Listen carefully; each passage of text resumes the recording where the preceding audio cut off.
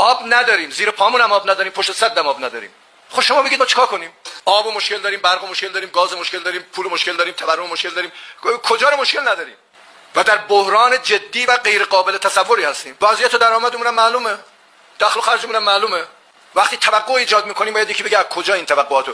سند مشکل پیدا کرد، بمباران شد، نیروهای نظامی مشکل پیدا کردن، بمباران شدن، انتظامی مشکل پیدا کرد، بمباران شدن. خب اومد زد. الان دوباره ببینیم درست کنیم، بازم میاد میزنه. یکی بگه میخوایم چیکار کنیم؟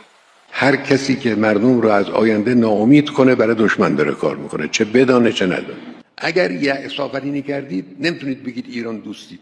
شاخص عمده ایران ستیزی یأس آفرینی است. آدم دلش نمیخواد چنین واقعیتی وجود داشته باشه، اما هست. اینا در داخل امتداد دارن. القای یأس، القای ناامیدی، فایده ای نداره، به جایی نمیرسیم، چیکار میخوایم بکنیم، از این حرفا میشنوید. شما اگر ایران دوست هستید، یکی از علائم شاخصهای ایران دوستی شما این است که امیدآفرینی کنید.